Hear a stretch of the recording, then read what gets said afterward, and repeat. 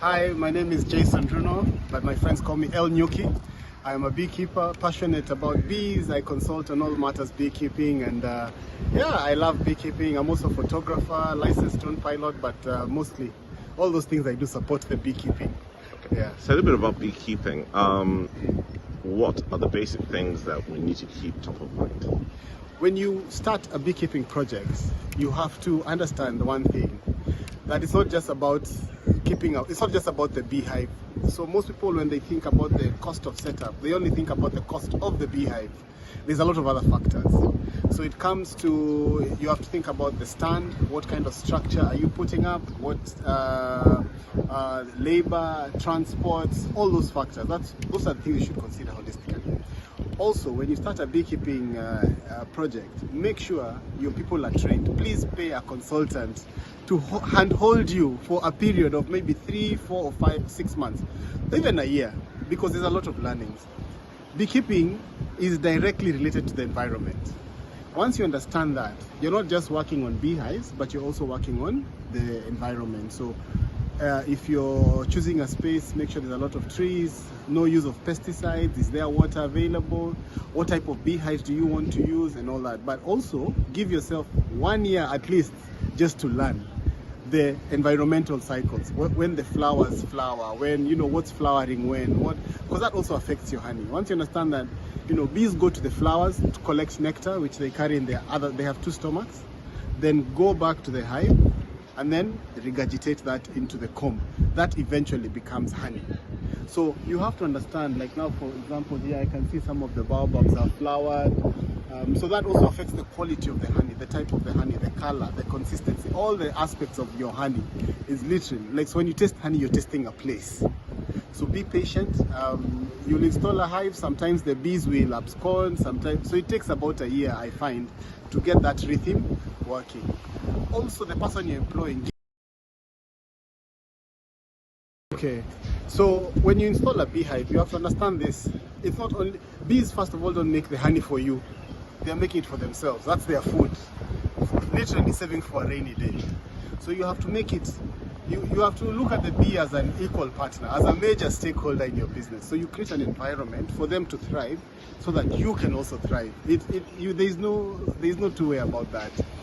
First, you must do monthly hive checks, preferably, especially in the beginning, every 2 weeks, but minimum, at the very least, a month.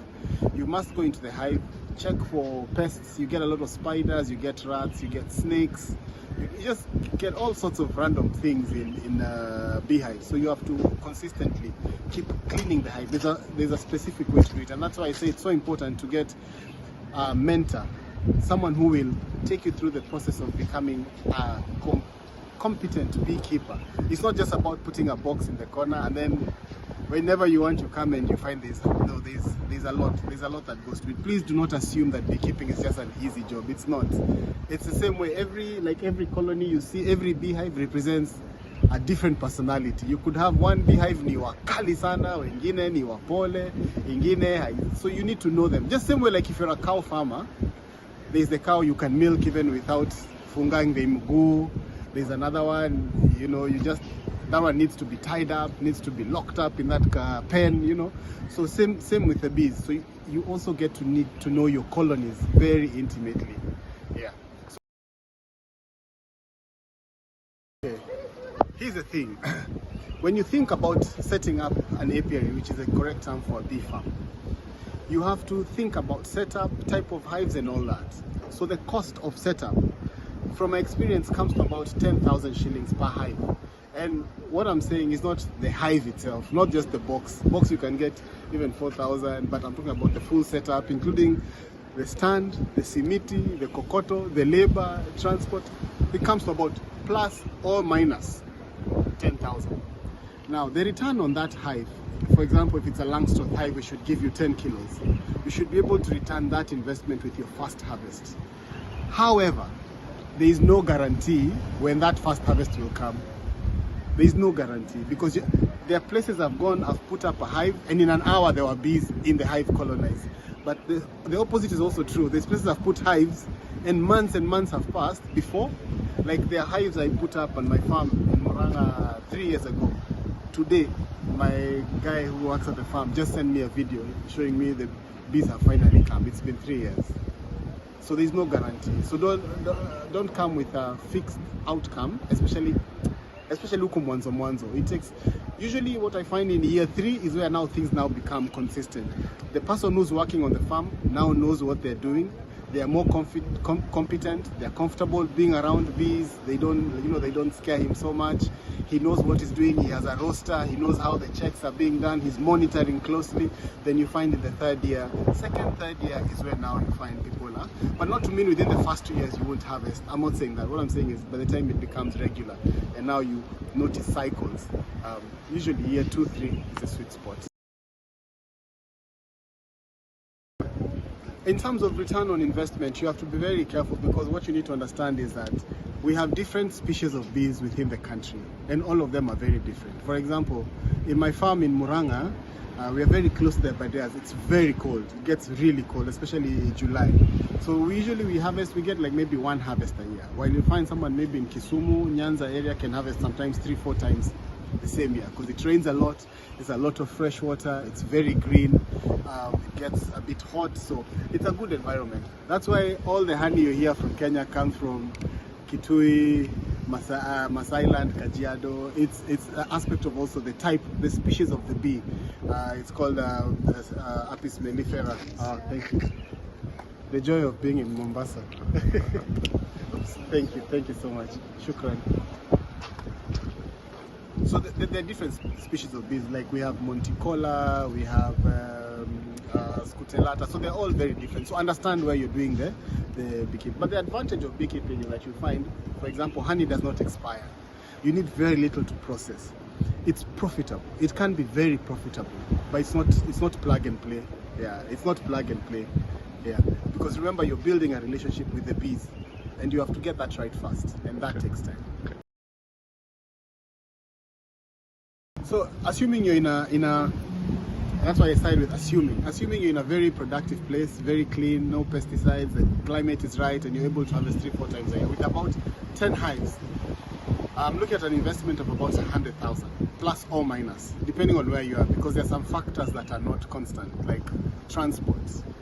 My transport guy won't charge me the same from Nairobi to Muranga like you'd pay from Nairobi to Kisumu. So assuming you spend 10k a hive, full setup, you should be able to get at least 10 kilos per hive if it's a Langstrom with the first harvest.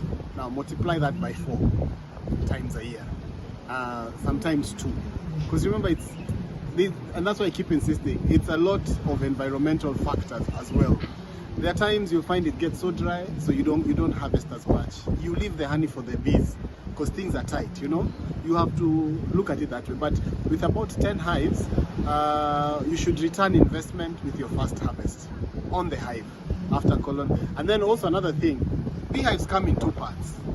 There's a part called the brood, and there's a part called the super.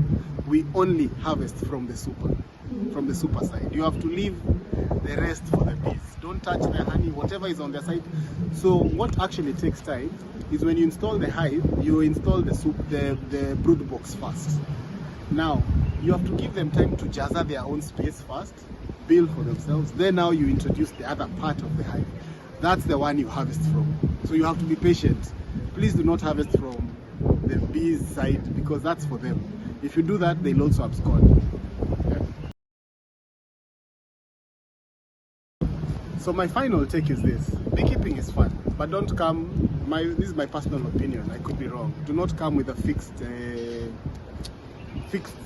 outcome mentality. Then also expand your mind. There's a lot of ways to make money from bees. For example, you can be a beekeeper just for content creation. That can still make you money. It doesn't have to be always bees equals just honey. We've seen people who even pay for pollination services, for example. So if you think outside the box, I think beekeeping is very profitable. It's also very good for humans. Beekeepers are the most calm people I know. Very chilled. They love their job. Love the environment. You'll always find a beekeeper carrying a tree seedling. So it's don't do it purely just for the money. I know money is important. I'm not saying don't do it. It will be profitable. Honey does not expire. Honey, the price never goes down. It's always in constant demand. In Kenya, we are currently only meeting 20% of demand. And when people know that you actually have really good honey, you'll always have customers. Great. Now just point to the tattoo on your face. That's me, El Nyuki.